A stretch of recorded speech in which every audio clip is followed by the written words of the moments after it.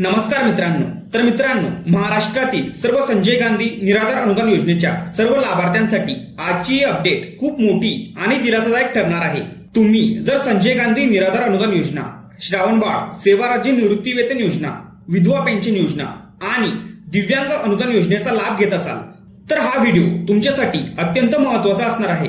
कारण राज्य शासनाच्या माध्यमातून आता हयातीच्या दाखल्यासंदर्भात एक महत्त्वपूर्ण शासन निर्णय म्हणजेच GR जाहीर करण्यात आलेला आहे आणि या शासन निर्णयामध्ये स्पष्टपणे सांगण्यात आलेलं आहे की आता लाभार्थ्यांना आपल्या हयातीचा दाखला म्हणजेच डिजिटल लाईफ सर्टिफिकेट ऑनलाईन पद्धतीने सादर करायचा आहे आणि आता हा हयातीचा दाखला काढण्यासाठी वारंवार तहसील कार्यालय किंवा सरकारी कार्यालयामध्ये फेऱ्या मारण्याची गरज नाहीये।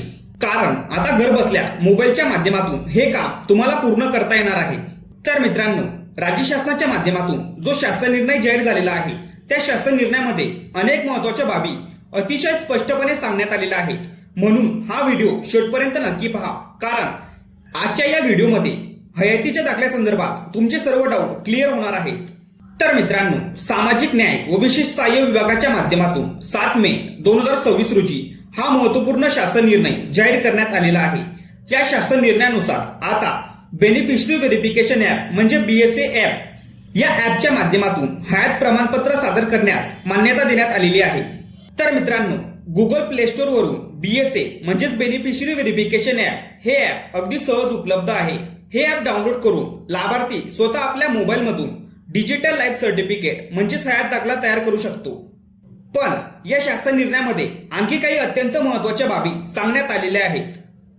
तर यामध्ये जर एखाद्या लाभार्थ्याला स्वतः मोबाईल मधून हयात दाखला काढता येत नसेल तर अशा लाभार्थ्यांसाठी ग्रामपंचायत ऑपरेटर, ग्रामसेवक, तलाठी, सर्कल अधिकारी, तहसील कार्यालयातील कर्मचारी किंवा संजय गांधी निराधार योजनेचे कर्मचारी स्वतः मदत करणार आहेत।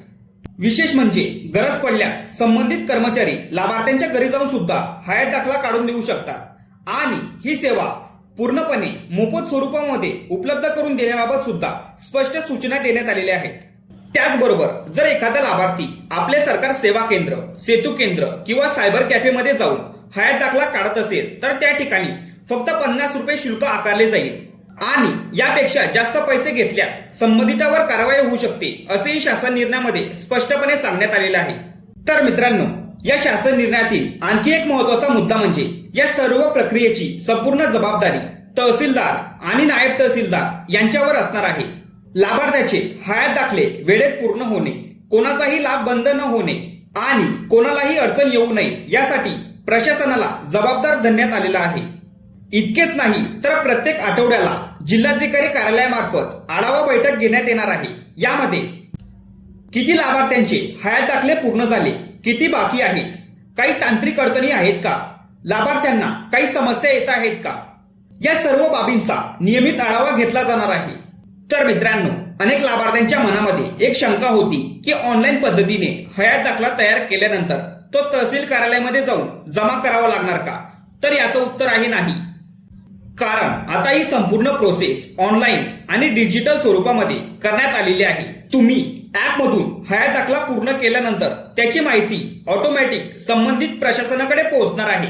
म्हणून आता टेन्शन घेण्याची गरज नाहीये। शासनाने स्पष्टपणे सांगितलेलं आहे की आता लाभार्थ्यांना कोणतीही अडचण येऊ नये आणि त्यांचे पैसे थांबू नयेत याची जबाबदारी संबंधित प्रशासनाची असणार आहे।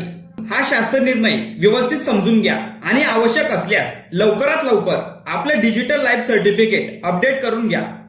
तर अशा पद्धतीने राज्यातील सर्व संजय गांधी निराधार अनुदान योजना, दिव्यांग अनुदान योजना, विधवा पेन्शन योजना आणि श्रावणबाळ सेवा राज्य निवृत्ती वेतन योजनेतील लाभार्थ्यांसाठी ही होती महत्त्वाची अपडेट। महत्त्वपूर्ण हा व्हिडिओ सर्वांना शेअर करा आणि चॅनलवरती जर नवीन असाल तर चॅनलला सबस्क्राईब करा। अशाच महत्त्वपूर्ण माहितीसह व्हिडिओ आपल्या चॅनलवरती येत असतात।